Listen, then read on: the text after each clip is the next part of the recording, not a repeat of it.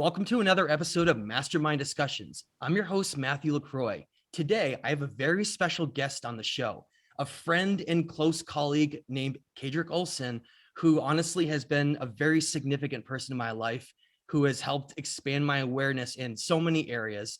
And him and I have had some of the best conversations I've ever had, which is actually what made me want to do this show with him, because I kept saying over and over again, I'm like, we need to have this recorded. So hopefully we can get that organic nature of our conversations into this. But I just want to give a little bit of background on Kaedrich before he comes on and discusses a little bit about himself. Kaedrich is a very brilliant mind. He is, like, in my opinion, an expert on esoteric and mysticism. But not only that, he knows a lot about ancient civilizations, a lot about nonlinear time and physics, and understanding the nature of reality. So we're going to get into a lot of really, really deep and expansive conversations tonight. But I first want to also mention that Kaedrich has written a fantastic book that I highly recommend people check out. That's called Runes for Transformation: Using Ancient Symbols to Change Your Life. And I'm going to have links for all of Kaedrich's stuff in the notes after, but I highly recommend you check his stuff out because he is a very, very interesting person. And so, with that, Kaedrich, how are you doing, my friend? Hey, I'm doing great. That was a really great intro. I'm excited to be here, and I'm curious what kind of things we're going to talk about. Yeah, and we're going to try to capture that organic nature of maybe the 50 amazing conversations that you and I have had over the last, many months. But so to start, Kaedrich, I think it'd be great if you could maybe discuss a little bit about your background. People always like to hear, people like us that delve into these studies. We seem to always have an interesting story. So I would love you to introduce yourself a little bit and maybe tell a little about your story and how you got involved in all this. Sure. I don't know how I got involved in this. I just woke up one day and my life was over. Uh, yeah, I grew up with the opposite of parents that a lot of other people have. People who are in the esoteric, occult, magic, paganism, all that sort of stuff, have a history of parents who shut down what they're trying to learn, shut down their experiences. And as they have this curiosity in their mind to seek, they got shut down and told it was evil, not good. My parents were totally the opposite. As I explored, they opened those avenues for me. The basement I grew up in with, because we're kids, we live in a parent's basement. But the basement was like a huge library with books on everything that you can imagine, just basic encyclopedias to the Seth books, if you know about Seth, where Jane Roberts was channeling the entity Seth. I The Gavin and Yvonne Frost books for witchcraft, those were a big part of it. Raymond Buckland. But then there was the book that caught my interest, the big book, the big hardback tome-sized book that was on the shelf, called Secret Teachings of All Ages. And as a young teenager, I delved into that one, trying to absorb as much of it as I could. Now, mind you, as a young teenager, a lot of that still went over my head, but I dove into it. I dug into it chapter by chapter. I popped all over the place. And the thing that occurred to me, and this is one of the big influences, I'll tell you about the other one in a minute, but the thing that occurred to me while I was reading through this is, as I'm reading about the ancient Egyptians, the Eleusinian mysteries, the Odinic Brotherhood, the Rosicrucians, the Masons, all of these groups, they seem to be saying the same things over and over and over and over again. They're just using different words. They're using very similar symbols, but some of the words are different. So it occurred to me that there was like this baseline state of human consciousness, a baseline state of awareness, where we could work our magic, so to speak, and we could delve into what it means to be a mystic and to get into this underlying higher consciousness work. And I knew I needed to have a control group because I was starting to learn about the scientific method and there was just too many variables. So I said, I need a control group.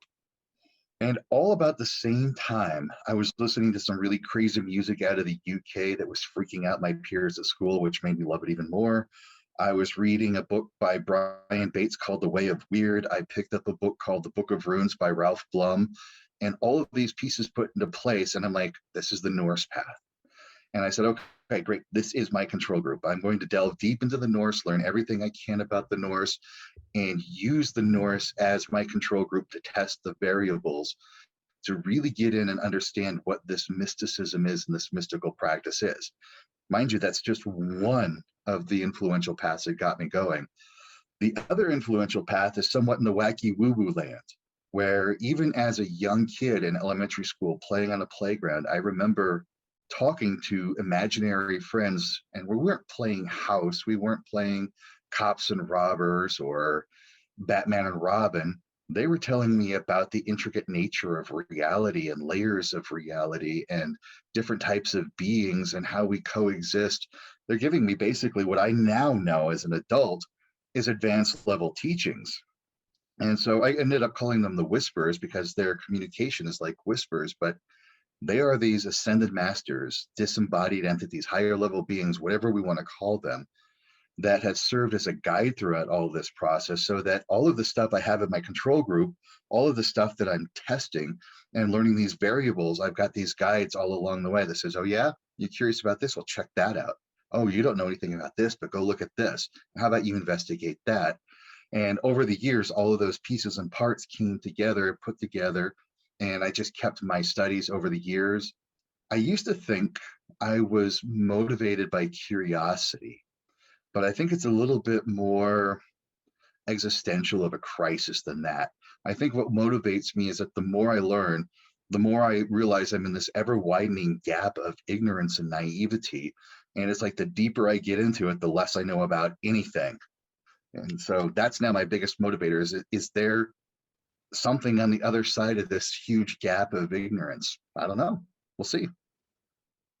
That's that was a really great story, and I love that because it tells you really very clearly that you were very different than most of those other peers that you grew up with. Here you have an inherent connection to these deeper realms and these other aspects of the physical reality that most just don't even know ever exist. And so, and I want to just throw something out there because I know there's going to be people in my audience that are going to judge you based on simply how you look and simply how the state in which your background is and everything like that.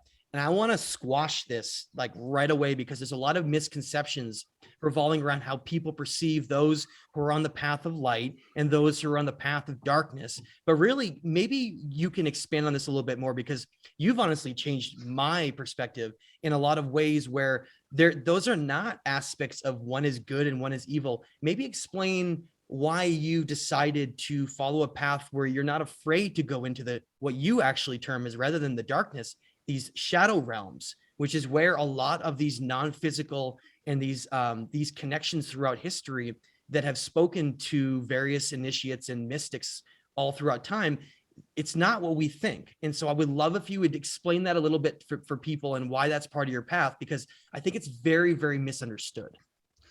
You're absolutely right. And that gives us a good introduction to talk about light, darkness, and shadows. Of course, light is that wisdom, that knowledge, that knowing, the things that you can see, the things that you can know. And so that's associated with what's good and fine and dandy. But the darkness, we tend to associate with the unknown or even the unmanifest. And I do hold that there really is only one fear in humanity, but it presents itself in a myriad of contexts. And that one fear that we have that's innate is the fear of the unknown. We think we're afraid of this, think we're afraid of that, but really we're afraid of, we don't know what's going to happen. We don't know what's going to come out of that. We don't know what exists there. And this innate fear of the unknown is also related to the fear of darkness. And fear of darkness is what kept our Paleolithic ancestors alive. Because while they're huddled around the fire at night, they're hearing the rustling in the tall grass, they know that is a nocturnal predator. And if they go venturing out too far from the fire, they know that they will not come back to that fire alive, or at least not whole. And so that genetic memory is embedded deep within us, to be afraid of the dark, to be afraid of the unknown. But remember, the universe is darkness. Sure, there are points of light that we see with stars, There are points of light that we see, the accretion disk around black holes. Those are points of light. But the space between stars is the innate darkness of the universe. And if we get into esoteric terms, in Kabbalah, in the Kabbalistic system, the darkness is Ein Sof. Ein Sof is that limitless creation potential, which gives rise to Ein Sof Hour. And Ein Sof Hour is the limitless light. So darkness is the substrate where we find baseline consciousness, which then condenses into spiritual form, which then condenses into electromagnetic light, which then condenses into matter and form. So darkness is the substrate of all existence. And of course, we have an innate fear of that. But what we really need to be careful and cautious of are shadows.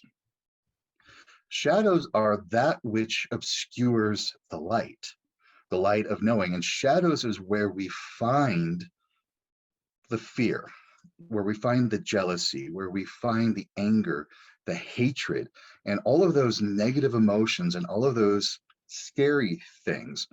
But the thing about shadows is they're always hiding some sort of truth within them. And for each one of us, every single one of us, when we have those shadow traits, our fear, our anger, our hatred, our jealousy, those are traits that we took on as a means of adapting to the circumstances we were in at a certain time in our life.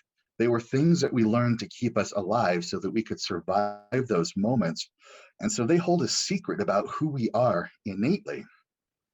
And I kind of consider some of the work that I do to be, without sounding too arrogant or egotistical, kind of bodhisattva work, where I'm not afraid to get into the darkness, where I'm not afraid to get into the shadows with people, because that's where people are who need the most help.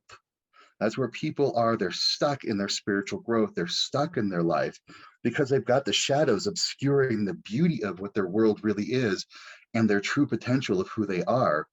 And I've seen those shadows. I've seen that darkness.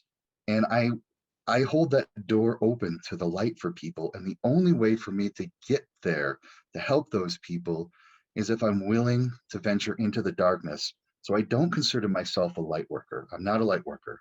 I'm a shadow worker. I work with people in the deepest, darkest places of their lives so that they can see the benefits of that, so they can see what the truth of their authentic being really is, so that they have that capability, that capacity to rise out of that and unlock their true potential to who they really are and go into the light of their own being. That was very well said. And, as I mentioned earlier in the show, Kaedrich has been, I really mean it, he's been one of the biggest influences of my expansion of knowledge and awareness of anyone I've ever had in my life. And I want to point out something that's very important. If you look at the spectrum of those who do the work that we're doing in these fields of higher consciousness and looking into the ancient secrets and esoteric knowledge in all these texts, more than 90% of them, and I bet you it's higher than that, will only follow this path of higher light, and they'll never delve into these areas that you do. You have a niche that is so specific that you probably are, in my opinion, in the areas that you work with these esoteric studies, but really looking into like the shadow work and into rune stones and looking into, what really is paranormal entities really on a scale of like actually evidence-based. You're probably in my opinion, is one of the premier experts in the world. And there are very, very few people who do what you do. And that's why I wanted to highlight the significance of that. But because of what you do, you have an understanding that is, in my opinion, far greater than most who don't have any experience in that, because you've seen so many different sides of what makes up the nature of reality. And that's what people really need to understand here, is we're not talking about something that is supposed to be ignored because it doesn't play a part.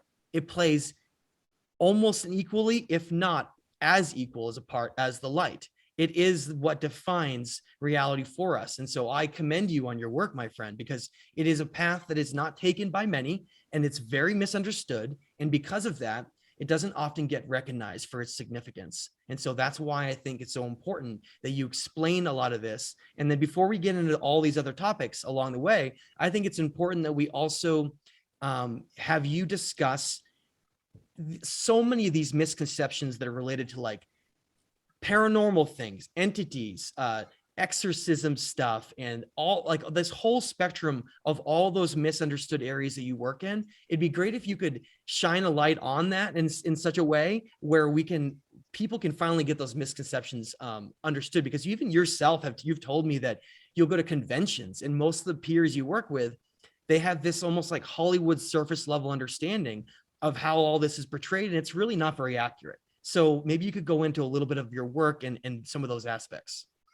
Absolutely. In the most recent years, I've refined a lot of the work I'm doing to the paranormal stuff because I'm seeing that's where more and more people are needing that work. A lot of people are coming to an awareness that they've had paranormal experiences, but they all that they know about the paranormal experiences is either what fearful family members have told them, fearful church leaders have told them, or what they've seen in TV shows and movies. And those movies and stuff make for great stories. They're kind of a lot of fun. I do like horror movies. I watch horror movies all the time because they're fun. I kind of laugh through them because they get a little bit silly. But when it comes to actual paranormal experiences, people think that the paranormal means there's going to be banging on the walls. There's going to be the disembodied voice going, "Get out!" And this cold feeling that they're just under this oppressive, thing trying to hurt them or harm them. When really, maybe the reason why that ball rolled across the room or that book fell off of the shelf is because there's a curious little child in the house going, "Ooh, what's that? What's this all about?" And it's just being a kid playing with stuff like kids do, playing with a light switch going, "Haha, look, I can turn on and off the fan," which I've actually had a client had a problem with a fan turning on and off in their room. And it was just a little boy playing with it. But because we're so conditioned to go, "Oh my God, this is evil, it's going to get me," we start generating those fear states in the house and it becomes a self-fulfilling prophecy. And the part about all of this is those people who are having those paranormal experiences, amping it up into a fearful state and a fearful process, are actually tuned into some of their psychic abilities and becoming awakened to their potential to being more than just a mundane, average, everyday human being, because they are becoming awakened, they're becoming enlightened, their abilities are turning on. And so I love to work with these people to help them realize it's like, no, the reason why you're having this experience in the first place is because something opened in your mind to be able to perceive that spirit in the house, and you have this ability to generate that energy. So how about you take charge of your inner world, you take charge of the energetic environment around you, and you start to peacefully coexist with the paranormal, which sometimes takes some shadow work, where we have to go into some of the old beliefs and some of the old feelings and unravel and unwind those stuff so that you can find out, like, wow, I am really this powerful manifester of energy and reality. And I'm like, yes, you are. It always have been. And sometimes the only way to get through that is to rewrite the beliefs and re-experience reality from another perspective, which is amazing.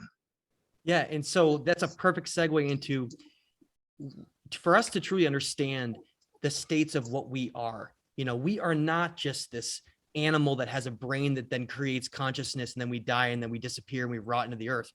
This is exactly the proof to show us that these different states of energy and matter exist. So let's say someone dies, and I want you to expand on this, obviously, because you have a much deeper understanding than I do. But let's say someone dies through something very traumatic, right? Something happens that's very, very traumatic. And that, my understanding, and again, clarify this and expand on it, but that sometimes that soul, that energy gets trapped in between different realms. And that's where, if something is a really true entity that's haunting something, not, someone making something up and it's not real, but something truly, and not haunting is not even a good word for it. That's like a Hollywood term. Something that exists in a stagnant state that's stuck somewhere. How would you explain that in terms of what we are and how it defines us in these different ways that we can traverse these realms of existence? Yeah, what you're talking about is a revenant. And a revenant is a part of the soul that gets fractured off during a traumatic moment. And this is a natural state for souls to do.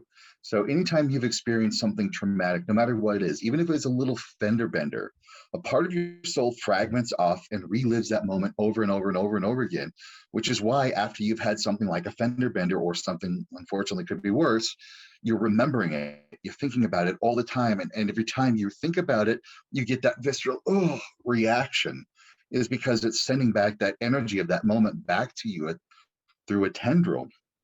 But when somebody dies, that could be one of the most traumatic things that they experience. And so a fragment of that soul gets stuck in that moment of its death, living that moment over and over and over and over again. Meanwhile, the rest of the soul may be going through the whole afterlife process and going through whatever it needs to do. And when we have paranormal investigators or somebody moves into that house or a guest stays there, they're seeing that revenant living that moment over and over again.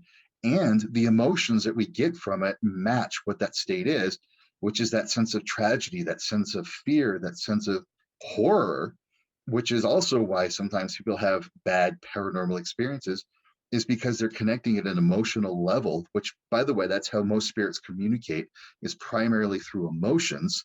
And so we're picking up on the emotion of that revenant going, oh, this place is haunted. It's awful. It's creepy. It's terrible. It's bad. And it is, but it's because you're tapping into that little revenant. And it is just a natural, normal part of our supernatural reality. And you have specializations in those fields where you can actually go to a place like that and you can free that fragmented, stuck energy, right? Sort of. There's a caveat to that.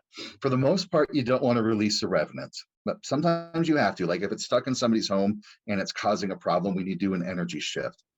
But if it's, let's say, an abandoned asylum or an old hospital or something like that, I'll give you a case of example. I had a friend who found a burnt out restroom at a local park near her house. And she's psychically aware, and she was picking up on the energy of a spirit who died in there when it burned out. And sure enough, she did the research and found out there was definitely a little kid, unfortunately, died in there when it burned down. And that little kid was trying to find mommy. But the thing is what if the rest of the soul of that person's moved on, dealing with their afterlife, trying to get ready, trying to get to a solid, stable foundation? They're not ready to bring that little revenant back. They don't want it back. They're just like ready to leave it alone. So we're not necessarily going to release that revenant because it's an affect of that time and place in that moment.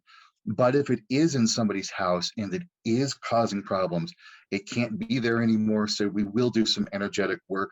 We'll do some energy shifting in the house. I'll help the people living there develop some skills so that they can tune in and tune out what's going on, and then again change their internal energy so that they're no longer being affected by it. And sooner or later, this thing will finally dissipate, if not immediately, will dissipate and no longer cause a problem. So those kind of revenants are a little bit tricky to get rid of, but not impossible. So it's just a whole different way to look at this, right? It just changes this whole perspective that so many, even in people that work in the fields that like we do, and that are misconceived by these notions, all of a sudden the shadow work in the spirit world just becomes very, very different. And I think it's a perfect segue for something that you've helped me tremendously understand on a whole different level. Is I would love to talk about magic with a K. Okay, not sleight of hand card magic, not stuff you're going to see in Vegas. I want to talk about, I would love you to give a little bit of history and understanding of how far back this goes and how perhaps we used to have certain inherent abilities that aren't really as well known anymore. And maybe they're not really very well tuned in anymore, but please explain how there really isn't white and dark magic, and just explain magic in general and our abilities of relating to it. Basically, magic, and we all are magic, is the ability to affect reality through the subtle parts of our mind. And basically, the subtle parts of our mind interact with the subtle layers of reality, which then become reflected in the non-subtle layers of reality. And culture upon culture throughout all of human history have used magic words, they've used special symbols, they've used rituals, they have all sorts of enchantments and charms. There's a litany of ways of doing this. But ultimately, it comes down to whether you're using a sigil or a candle or sound healing. It's all the same thing. You're using these tools to influence the subtle part of your mind to connect to those subtle layers of reality to enact change that doesn't seem that seems to defy statistics. It seems to defy the natural, normal physical order of things because you're basically affecting the probability and possibility of events happening by altering the subtle layers of reality. And like I said, no matter if you're using any sort of ritual, be it Enochian or Kemetic ritual or Norse runes, it's still the human mind, it's still human consciousness. And that to me is the essence of mysticism, is we find that undercurrent that underlies all magical systems so that we understand the subtle nature of human consciousness and the true capacity of what it means to be more than human, beyond what it is human. Yeah, and I think that what that gets back to, in my understanding of what I've studied, it really all connects back to like ancient deep antiquity history. And what we're talking about, if we give you an example, and I can talk on that in a second, but like imagine right now the term that I think is often used is the old religion. And it's a time long, long ago when our understanding of mysticism and all these esoteric things was much more well known by certain secret societies and groups, where they would practice certain things and they had this inherently woven into their understanding of reality. Now, those groups became hunted down by primarily the Roman Empire to start. And so a lot of people who watch my channel, they are flabbergasted when I talk about something like St. Patrick's Day. Okay. The idea that something like the Druids would represent, the ones who created Stonehenge would represent like literally the last major group that used to practice what we really call the old religion in a more comprehensive way. And there's little fragments of it that exist still, but not in like a comprehensive way. Like the Gnostics to the Druids, those groups were like systematically wiped out, because not only were they practicing things that go against the modern church and Christianity, but they had knowledge through ancient text that was very, very, very different than the later understanding when you saw Christianity go from, Constantinople and in Turkey, when Constantine changed the Roman Empire over to Christianity. There was this attempt to wipe out this entire lineage and background of history. And so like the Druids they're the snakes that St. Patrick was eradicating in the pagan groups. Okay. So there's a lot of misconceptions related to that. People will write to me, well, hey, Matt, weren't the Druids practicing like animal sacrifice and blood sacrifice and all this stuff? But really that was the way that they perceived that was like that they were an evil group, and that was they were justified to be wiped out. Can you talk about some of these ancient times and these groups that used to exist in that, and what their knowledge and understanding was? The knowledge and understanding varies depending on the group. It's a broad subject, but you're right. To say that some of these cultures did practice human and animal sacrifice, yes. And remember, the word sacrifice means to make sacred. It doesn't mean to give up. And I'm going to counter some of this. Some of these groups were vilified because they practiced this sacrifice, but yet how many people were tortured and killed in the name of Jesus? Probably a lot more than what some of these other groups have done in the terms of horror. But that's a little soapbox. It's a little bit to the side. So, wow, what did they know? They knew our connection with the natural world. They knew our connection with the supernatural world. They knew that there was something to the cycles of like the sun and the seasons and the whole cosmos. They knew that there was this greater than everything connection, and that they had that ability to tap into that greater than everything connection, which makes me want to talk about that word occult. That today we're so afraid of the word occult. And you hinted at to why a lot of these groups went underground. Even in Roman times, people who were practicing this stuff had to hide it because the authorities basically didn't want that kind of power in the individuals. They wanted that power for themselves, because I can tell you some of those authority figures were probably using some of that. I don't think many authority figures, and this is where it's going to butt up against a lot of people. I don't think a lot of authority figures today are directly using this, but they may know people who are using this. Because the reason why a cult had to go underground was for two reasons. One, because of the nature of human consciousness. To be able to do this level of magic work, you had to have a certain ability with your mind. If we look to indigenous cultures that were very shamanic in nature, the medicine man, the spirit healers that were there, the average mind of the person in these communities could not do that kind of work. But they looked for that person who their mind could sit between worlds, that they seemed a little bit off. Today, we might think that person has some sort of a mental illness, or maybe autistic, or even in those kind of cultures, hermaphrodite, because they were between two worlds. They didn't exist one way or the other way or within this box. So they had to have a special consciousness to them. And a lot of these secret societies, part of their training was learning the words to use, but also part of their training was to learn how to expand their consciousness, to shift their perception. And that wasn't something that was available to a lot of people's minds. Now, because these people could do things that were strange and unusual, that seemed to defy the natural order of the world, which it really wasn't. It wasn't defying the natural order of the world. It was just working within a different set of parameters of the natural world than the average everyday person could do.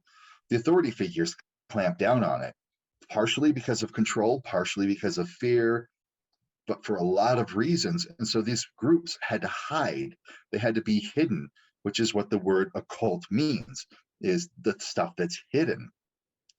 But today, the age of the occult is over. We don't need the occult anymore. We have the internet. We have people sharing these secret society secrets all over the frickin' place. Their symbols, what the symbols mean, the rituals, what the rituals mean, what the practices mean. Even more, what's going on today through the realm of special effects, science fiction, video games, is people's consciousness are being pushed beyond the parameters of what they were able to perceive even 20 years ago, 100 years ago.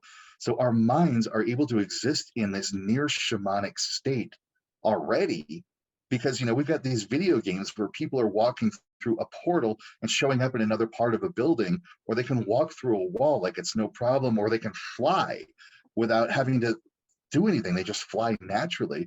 Now the human consciousness can perceive that those things are possible, and that translates into spiritual abilities and spiritual talents. And all we need is maybe the discipline and the structure that some of these organizations gave, and some of the communication and the words that they have, and all of that's available to everything. So the occult's over. There's no need for these secret societies anymore. There's no need to control people or try to clamp down and destroy this stuff, because everybody on this planet has the capacity to address their own magical abilities. And if they want to go through the route of Wicca, they want to go through the route of Norse, they want to go through the route of Kemetic Druidism, it doesn't matter. I even remember seeing a video one time of some Christian church, I don't remember what it was, teaching children to smash these cups and plates while reciting these certain phrases over and over again. And I'm like, you're teaching those kids sympathetic magic. And so it's even in the practices of some of these churches. So magic is something alive and well within all of us, and it's really not hidden anymore. It's everywhere. Yeah, and I mean, we came from a time when everyone knows, I mean, you think about back the whole term of witches and sorcerers and how those were being hunted down by the Christian church and wiped out and eradicated. And most of those people that were burned alive at the stake weren't even people practicing any of this, so it became this incredibly dangerous system of really, like, it's not about magic, it's about eliminating these magical abilities in us, right? Which really what it gets into, which is the next part I want to talk about, is it gets into higher forms of consciousness and being more in tuned with the nature of reality. So if please I would love you to explain a little bit the different levels of consciousness relating to what are densities and dimensions relating to all of this. Like, give people a little bit of understanding of this, because we're going to get a little bit more into the nature of reality and consciousness and how it relates to all this. Sure. And a lot of what we're going to talk about here, we're going to use so many different terms, and I've seen the terms change over the decades, where people would debate, here's the physical, then there's the spiritual and the divine, or there's the corporeal and the ethereal and the astral. Now we're starting to say, well, we're in 3D, and then there's 4D and 5D and 7D. And I just want to put it out there. This is what we were kind of talking about. All of these words that we're using are an attempt to explain the ineffable. You can't describe what the astral is versus the ethereal, but you can experience it. And we can give examples of what these things are. However, they are just different layers of conscious perception. And so, for the sake of this discussion, I'm just going to go with 3D, 4D, 5D, 7D, that sort of thing. And when I use the word D, or when I use the letter D, it's in reference to density, not necessarily dimension, because we have third dimension with the fourth dimension of time, and then you can change things orthogonally, and then you can get through the whole 7 or 12 dimensions. And we'll get into time as we go along here. Yeah, that's where we get into string theory and all of the other stuff, but we're not going to do that. By density, we mean third density. Like, here we are, 3D beings. First density is kind of more like stones, solid physical stuff. Second D is kind of where life starts to form and needs to sustain itself, plants to animals, the basic reptilian form of I need to fight and feed to survive. Well, 3D is now where we can coexist with each other cooperatively. We can think, we can process. We live in tribes, communities, herds, flocks, schools, whatever. That's kind of 3D. I'm going to skip 4D for a minute. 5D, from what we've been putting together, is a layer of existence where somebody can still have a physical, corporeal form, but in 5D, they are able to perceive nonlinear time. They are able to perceive different levels of reality, that it isn't just straight cause and effect. We can see how the effect can create the cause, and that there's no non-linearity to that. You could see multiple layers of things going on, and it is like this is where the terms get funky. It's where you are at a higher frequency state because you're able to process more information quickly, which tends to say, hey, that means it's more dense because you're having a dense information, but yet it is a lighter level of density when it comes to energy. Because, here in the physical solid world, we're here. And then when you move up into these stages, it's like the energy feels lighter, it's more spread out, but yet there's more information in it. So density is a really messed up word to try to put in here, because you're getting more frequency, higher frequency, which means more information. Anyway, 4D, this fourth dimension that exists in between, is kind of a fun sandbox. It's kind of a fun way we can play. It's sometimes referred to as the ethereal. This is where we as human beings create created entities like egregores and thought forms and spiritual beings. They're real, they exist, they have influence, and they affect us in a bunch of different ways. But 4D is, you can kind of just blow on it and it's gone. It just blows away. There's no permanence. Is it like in an this in-between state almost of 5D and 3D, right? Yeah, it's like this weird liminal space, but we can create and build things and play with stuff, and then it goes away. But 5D tends to be a little bit more permanent. 3D tends to be a little bit more permanent. And then when you get going further and further up, that's where you find ascended masters. I don't want to use the term angels, but you find ascended masters, ascended beings, higher level entities, where people, where we call it the afterlife. This is just existence to these entities and these beings. This is where everything is. And then they look at us where we're here and they're like, wow, you have a fixed level of reality and everything's in a line. How weird is that? Because they don't have fixed layers of reality. Everything is fluid and mutable, and they get to experience things in a myriad of different ways and they can play around with it. And then they look at us stuck in one little state, in one little locked in form of being that we are in. It's almost confining to look at 3D from a 5D or a higher perspective when you come back and look at it from this direction. And okay, so in a tiny little nutshell, that's kind of my explanation of that. But if you were to say have that awareness, right, of, and you had control over large groups of people, right, like an empire or a later group, like a lot of the groups we have now, it would be more conducive to keep a group in a lower form of consciousness and density, because wouldn't it be their perceptions would be very limited and it'd be easier to control their mindset, right, and their creative abilities. And this would be somebody who's mostly existing in 4D if they're doing that. They've moved their head up into that 4D level and think that they have to manipulate the 3D people because they're generating this 4D energy for them, for their existence, and they're subsisting off of this 4D stuff, not realizing just how impermanent it is. So it's we almost can look at it from a 3D perspective, that it's karmic retribution that they get from manipulating these cultures and these empires for that energy and that level. And it kind of is, but they're just kind of fooling themselves when they think they can manipulate the masses like that with these energies, because they can, and people buy into it, but it doesn't last long. Yeah, it just blows away and it's like temporary, useless. That's the point I want people to take from this one piece that we're discussing right now, is whatever kind of systems are in place that may keep us in a certain state, that state is temporary, and that state cannot be like that forever. Meaning that we have to understand, and we'll get more into this before we conclude tonight, but that our state of consciousness is constantly changing, and it's always it's growing at this current rate we're in right now. And we'll get more into this in a minute, but I wanted you to expand just on briefly on something you said.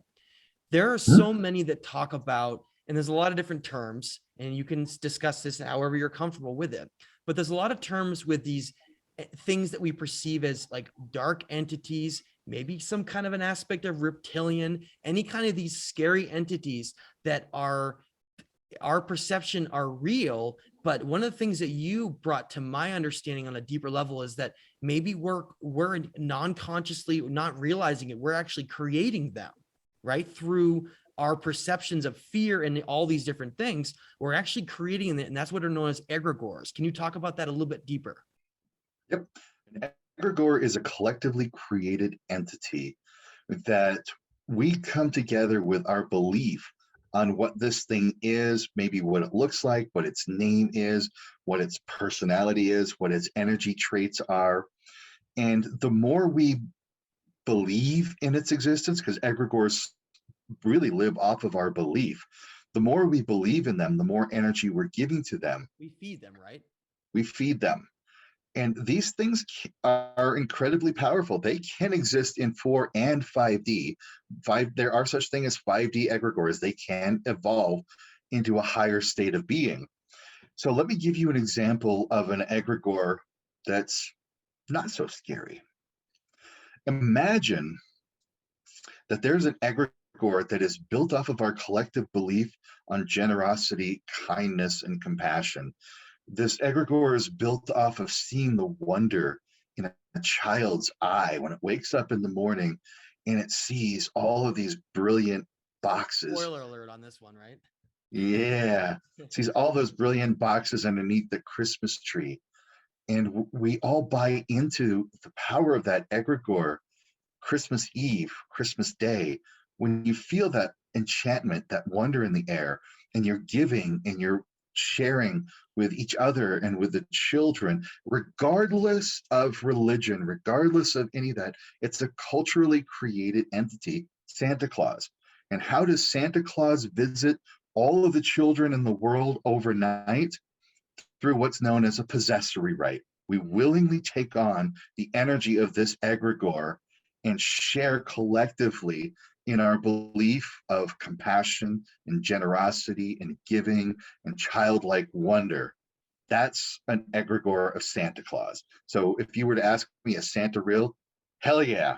Then that's proof of it. You can feel it on Christmas Eve, Christmas Day, everywhere. It's in the air. Because the And collective of the world is using their powers, even though they don't even know what they're doing, to create literally like a being, right? exactly.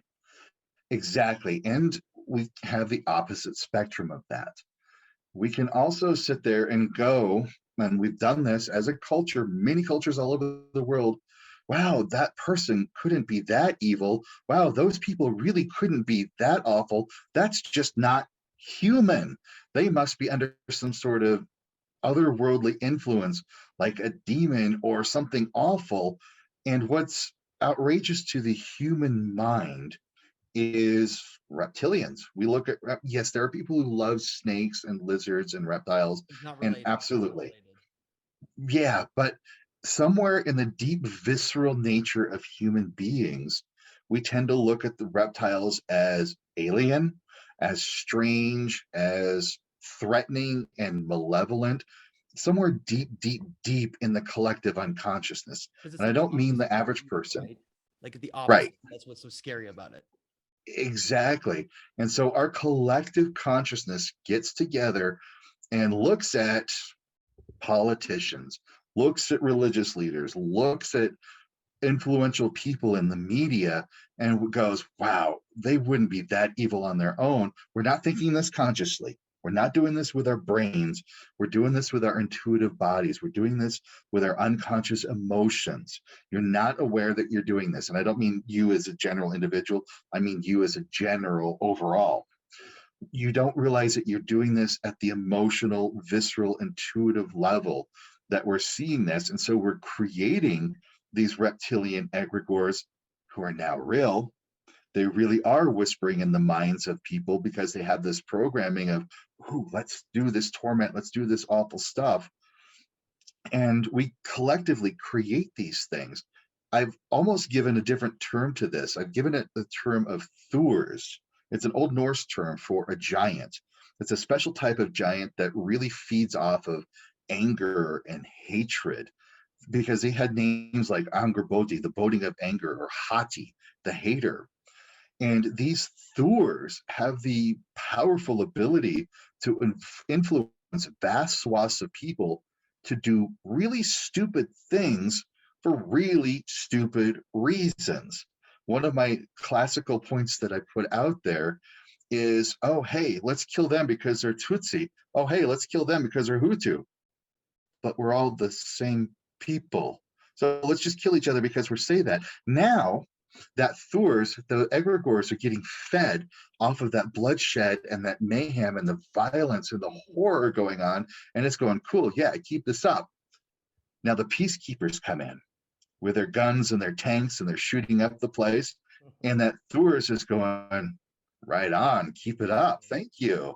Yeah. Where the opposite needs to happen. And this is where we go back into the shadow work, where we go, okay, I see what's going on. I see how this is influencing me. I'm feeling the influence that is external to hate this person, to want to kill and destroy them.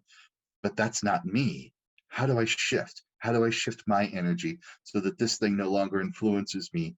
And unfortunately, not enough people in this world are aware of that external influence. They still think it's within them. They think that, well, I've got this emotional feeling, therefore I'm going to logically justify my actions. And I'm really condensing this a lot. It's more complicated than that. So don't think I'm just glossing it over. It's really more dense than this, a lot more layers involved. But basically, what's going on, the egregore is influencing a person at the emotional, intuitive level. They don't know it. Now they know, oh, I got to go start this. I got to go make this thing happen. Now the brain kicks in and justifies that feeling, that action. And the more they do that, the more they start spinning this cycle of acting, emotion, justifying, acting, emotion, justifying. While this external creature that we see as this reptilian alien or demon, because they're also demons, are out there influencing people to do stupid things for stupid reasons, but yet the people committing those actions feel they're fully well justified in doing it because that's how the brain and human nature works, which sucks. Yeah, and I want people to remember that and really just take a second to relate that to so much of history, okay?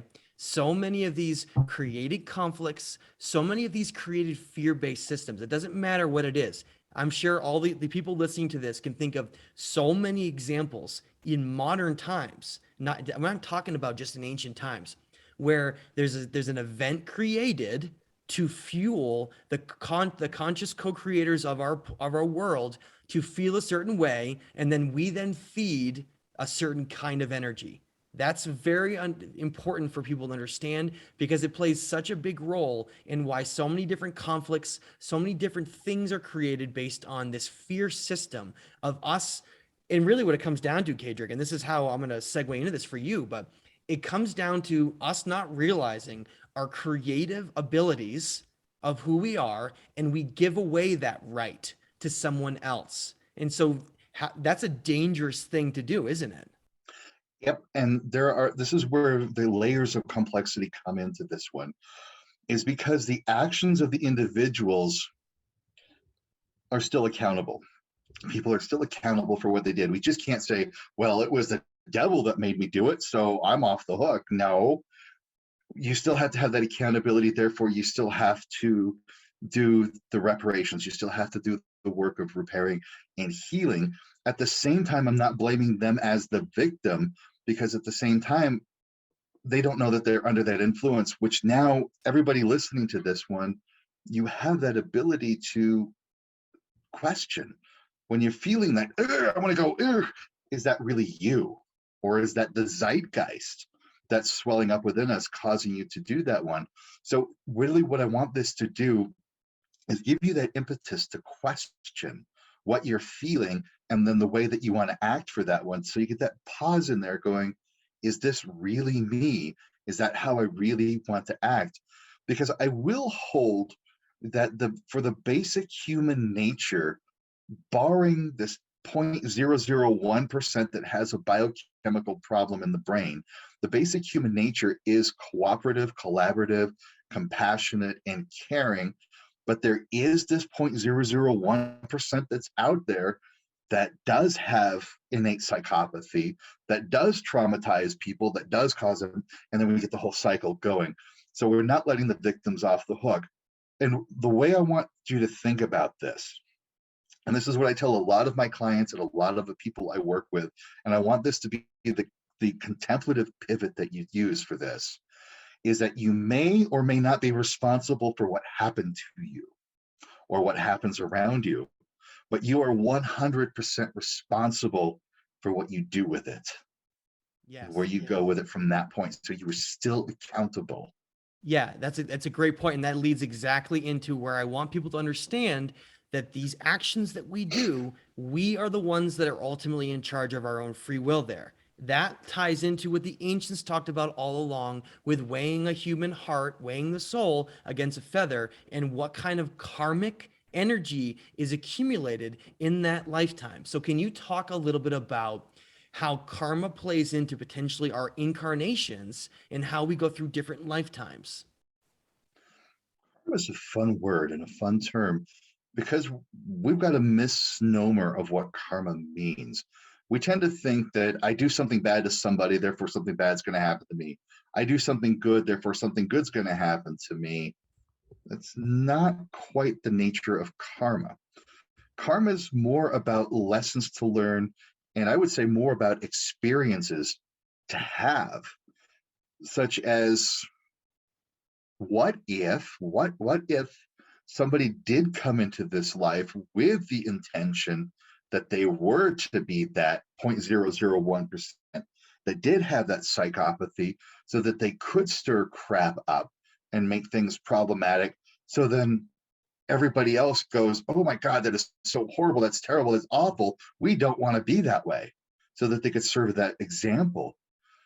One of the things that I really love out of the Vedic tradition, and when it comes to the notion of karma, is, and I don't know, this is again a contemplative exercise, a thought experiment for you to use in expanding your perceptibility of the world around you. And that's how I want to use this rather than justification for any sort of actions. So this is a contemplative tool.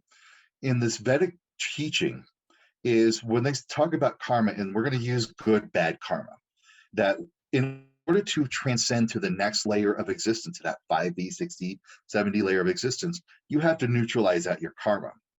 Now you come into lifetime after lifetime after lifetime to experience various things. Sometimes you're the villain, sometimes you're the hero, sometimes you're the victim, sometimes you're the perpetrator. You're doing all of these things throughout various lifetimes to gain the experience. So that's karma. And they say you have to neutralize your karma out to be able to transcend through that cycle of samsara, to use a Buddhist term. Well, there are sometimes people who build up too much good karma they can't pass on.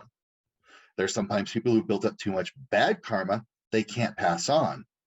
What if, and this is the contemplative exercise, what if these people agreed as their karmic lesson for the next lifetime is these people with too much good karma comes in to be these demonic, horrible, awful people, to neutralize their karma against these people that have too much negative karma, so that they can neutralize their karma together as a compassionate act and then finally transcend. And that gives us a different notion of what good and evil is. For example, a good practical application of this is the Dalai Lama was once asked what he thought of General Mao. General Mao is, that Chinese general that went into Tibet, murdered a lot of people. He's responsible for a lot of torment and destruction as China annexed Tibet.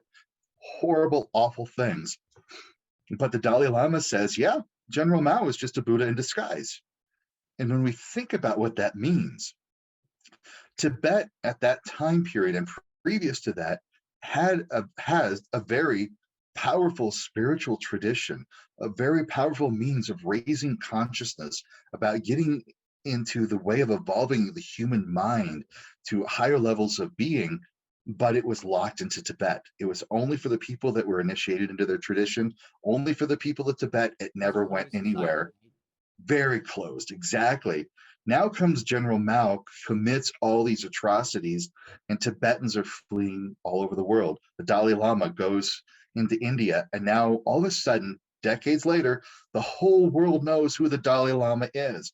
The whole world has ashrams all over the place. The whole world is learning these advanced consciousness teachings. Buddhism in this form has now spread all over the world. So what if General Mao came in karmically to be this demon, horrible, awful person to help raise the consciousness of the planet? So who are we to define what good or evil is until we can look at this higher level and go, oh, crap. And that's 5th to 7th level thinking and processing. Yeah, and that's so difficult. I feel like that's one of the hardest concepts for people that work in these fields that listen to me and others, is to wrap our heads around the idea that something that we perceive as evil or bad often serves a purpose for something else later on. It's almost like if this ebb and flow of energy in these different states occurs in different ways. And yes, it's terrible what people have to go through in those moments, but really in some ways they're almost like they're like sacrificing themselves for that transition of energy. But so it really gets into how we play so many complex roles here. Now I want to get into like a base thinking here for a minute. Let's say that someone is in a lifetime here to simply grow and expand. Okay, we'll get past the neutralization aspect for a minute here. And let's just say someone's simply here as maybe they're inexperienced, a somewhat inexperienced soul, let's call it that. And they're here to grow and expand and understand all of these higher processes that lead them to a higher state of consciousness. And I think this is really important that you explain this aspect for people because it's very difficult. You and I had this conversation recently, is the idea that if someone is going to follow a certain path in life, okay? They're going to follow a path in life, and it's all along that way. There's all these moments where decisions have to be made, right? And those decisions are either made in two ways. They're made with like just the brain, the mind, right? You logically think about something and you say, I'm going to do something, and it doesn't matter what it is. It could cover the totality of anything in life. Creating you're a king and you decide you want to wage war against another empire, all the way down to something as simplistic as, like you said, the example of deciding to throw a rock behind your shoulder and like see what happens. There's a whole spectrum of things that can occur here, but the outcome of that is based on the fact that you're making a decision that's based on just your limited understanding of your logical mind, meaning that you have no idea how that's going to have consequences on everything else. And that's the point I want to make here to have you talk about a little bit, versus having a decision made by something like intuition, the higher self. So explain that a little bit in terms of how those are very, very different in the totality of awareness and understanding. Whew. Yeah, now we're getting to the multiple layers of what it means to have the human mind, because we have our cognition of our brain that says, hey, this is a great idea to do that. But the impetus for that great idea actually comes from some sort of emotional need. Because as human beings at the biological level, just at the biological level, as human beings, we make 100% of our decisions emotionally, and then we try to justify it with logic. So, hey, I want to see what happens when I throw this rock, because wouldn't that be really fun and cool? Well, I'm doing this because I want to test causality. I want to test karma. I want to whatever. We're just doing it because there's an emotional need that needs to be fulfilled, and we're using our logic to justify it. But that's not the end of what it means to be human consciousness. There is our intuition. And the way I look at intuition is it comes from the visceral nervous system in your gut. It is the oldest part of the human brain, a human mind at the physical level. And it is in your gut. It is just about as complex as the brain, but it's more spread out, which is why you get this gut feeling, or you get butterflies in your stomach, or you have this deep sinking feeling inside. Those are all intuitive responses. And your intuition is connected to the collective unconscious. It's connected to the natural world around you. And so it is your psychic perceptibility. And so if you have this intuitive pull to go do something, then you'll get this emotional connection of, yeah, I need to do this because I'm feeling the urgency of it. And then the logical brain will go, no, that's stupid. Why are we going to do that? Until you learn to build that trust of that feeling at the intuitive level, going, oh, okay, the intuition is saying I should do this. Still not the end. There's still higher self. A lot of us have higher being, a higher self that we're connected to. We have whisperers or ascended masters, teachers. We have energy wells that we wander through that is part of our natural world. And these things will influence our consciousness in a very subtle way. It's why I call them whisperers, is because they're not these big shouting loud voices. It's more like, hey, isn't it a good idea to kind of look into this and do that? An example of that is you're driving at night, you come across a red light, you're sitting there at the red light, and now it changes to green, and you're like, no, I don't want to go. And why don't I want to go? Why not?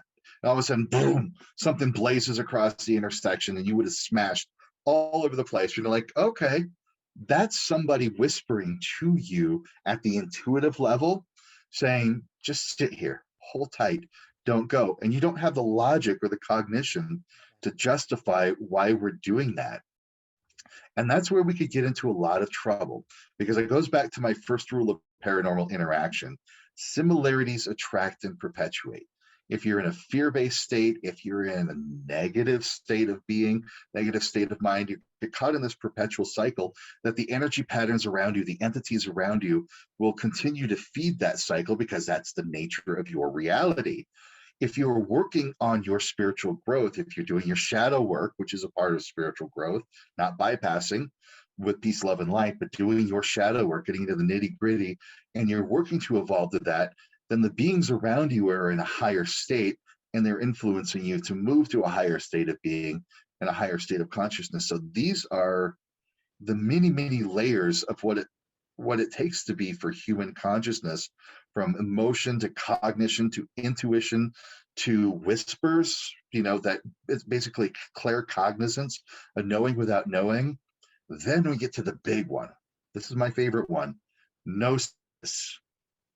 Gnosis is when you're working with a very high level entity. The old Greeks called it, here's a scary word for you, the old Greeks called it a daemon. Not demon, a daemon. It was a high level entity, like an ascended master, a deity, or, well, still not the right word, but a super high level entity that gives you a blip. You get like this blip. I don't know how else to describe it. And you sit there and you go, huh, that was cool. What is that? And it's like a zip file, or somebody plugs in like a thumb drive into your head, and then all of a sudden it expands, and you've got this massive amount of information that directly applies to your world and is super relevant, but it came as this blip. And now you know all of this stuff, and you have this deep level of wisdom from who knows where. It just blipped into your mind. And so those are the many, many, many layers of human consciousness. It's so complex, and it just shows us that, we really are on this stage where we're being influenced from things all around us, and we're more like those antennas that tune into those things. But I just really want to emphasize enough that when people are following that spiritual growth, the first place you need to go before you go up is down, because you need to clear out all of those demons within yourself, all of those things that are holding you back, before you can then rise up to these higher states of consciousness. You can't skip those steps. You must delve into those deeper aspects of yourself first, to cleanse those things before you can rise up. And then I want to strongly emphasize, once you do follow that, you'll start very much in tapping into those higher states of intuition, and you'll know what they are, because they'll be like a powerful feeling like you're describing.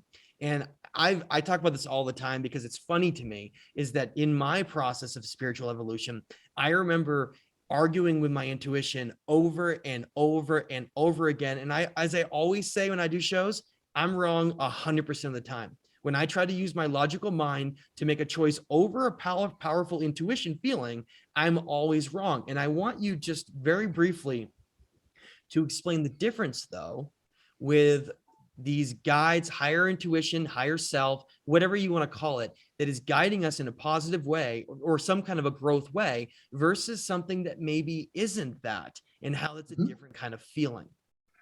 Absolutely. One of the best ways I can describe it is, the higher level of an entity you are working with, the fewer words that they say, but those words are super relevant, super powerful.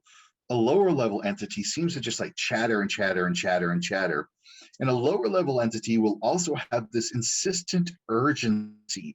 Like, you've got to do this. You've got to do this now. Do it now. Just take that drink. Go ahead and do that hit. Go over and talk to that person and say these things to them. Oh, look at that. Isn't that awful? You've got to stop them now. That's a lower level entity.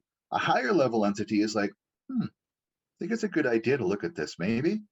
And you go, no, that's stupid. Why would I do that? And that's just like, You can okay. if you want, right? Yeah, you can if you want. You've got forever. You'll come around to doing it. And some time passes and they're like, hey, did you ever think about that? So there's still some persistence, but there's no urgency. And they're like, this is a really good idea for you. And then you can still say no. And I argue with them all the time. I'm like, no, this is just nonsense. I'm not doing that. And I get this feeling like a shrug, like, okay. And then all of a sudden a book will literally fall in my lap. It'll be on my desk, or it'll just come to me on that subject. And I'm like, okay, I get it. I'll look into this. And then all of a sudden my eyes open. I'm like, now I understand what you're saying. Okay. We're so stubborn, aren't we? We're so stubborn. But that's what they like.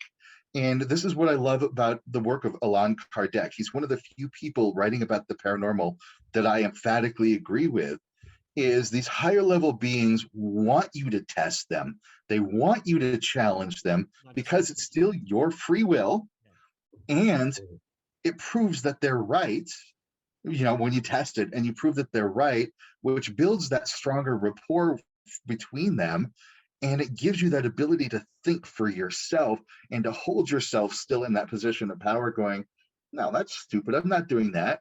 And they're like, yeah, well, fine. Come to your own terms, you learn. I And love that's how you know a higher level being. Yeah, that's I want people to remember that.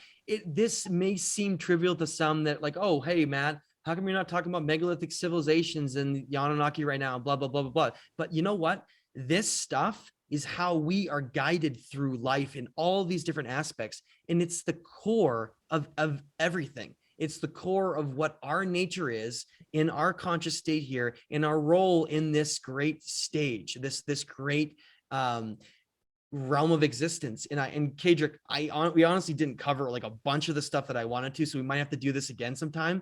Let's But do it. let's at least conclude here, because I know you have to go in a few minutes. But let's at least conclude here with, and I want you to talk about this for a minute.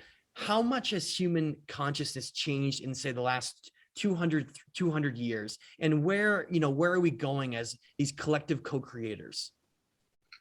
Human consciousness at the collective level is evolving massively.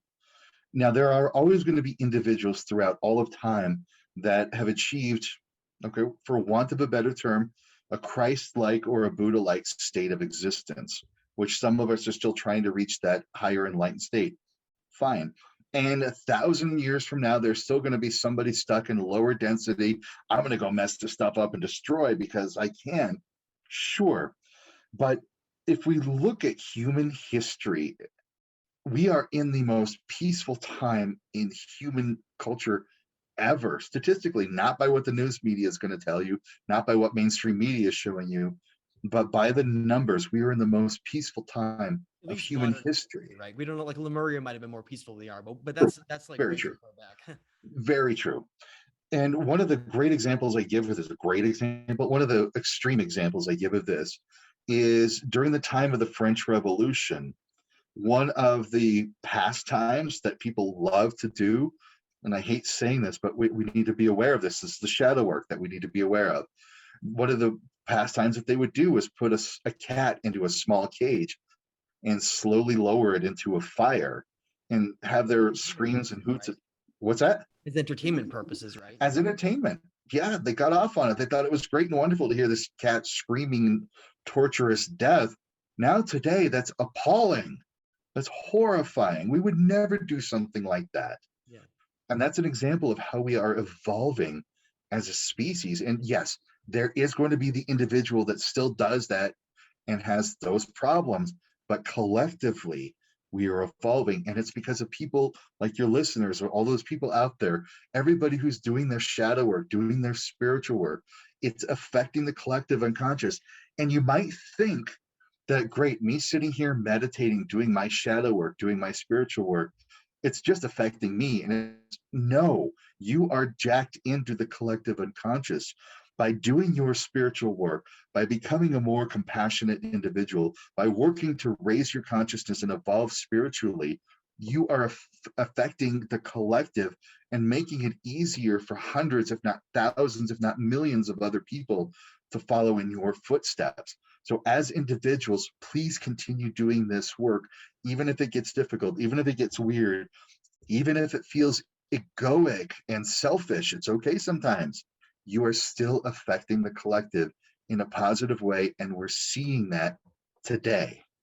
That was well said. And I just want to conclude, before you pass on some of your information, is that really look at now how we're rejecting war. We're rejecting violence on so many different levels. And I know people want, the collective to just jump on board of realizing that hey, the pyramids aren't tombs and the ancient civilizations were so sophisticated and all this stuff, but it's not time yet. We'll get there. Let's remember this is baby steps, and we are changing on a collective that is so exciting right now. We have to look at it from the bigger picture, and we'll get there. Humanity, like you said, is the most peaceful in our entire current existence of what we are now as a civilization. And we just have to remember that we're all playing a role in that, and we're all part of this great story that is going to go however each one of us decides to contribute towards it. And so it's a very exciting time to be here right now. Instead of thinking it's the end, this is really where it's blossoming towards a truly beautiful place that we're going towards. So Kaedrich, I want to say, truly appreciate you sitting down. We have a bunch of topic points here we didn't even get to that are pretty exciting, like ascended masters throughout history and all kinds of things. So I'll have to have you on again to talk about those things. But Heck yeah. for a moment here, why don't you share with everyone, where they can find your work and where they can inquire more into some of the things you do? Sure. The best place to go is my website, kaedrich.com, Kaedrich.com. There's links on there for like a paranormal awareness test to see what your paranormal abilities are, to booking sessions where we can work one-on-one. I've got a bunch of classes online, building your paranormal awareness, some basic shadow work, some very in-depth shadow work, the nature of different type of beings in this world and how to connect with them and communicate with them, to even classes on runes and how to do rune magic. And you'll find all of that off of my website, kaedrich.com. But I'm on Facebook, Instagram, YouTube. Check out stuff there. And I always open this to everybody. Don't hesitate to shoot me a message or an email, friend me, follow me, whatever. I'm always happy to answer questions and answer emails. So don't hesitate to reach out, because I like helping people. And that's one of the things I like about you the most, is you're so kind and generous in terms of helping. Well, thank you so much, Kaedrich. This has been an awesome discussion. Until the next time, everyone, this is Mastermind Discussions. Thanks so much.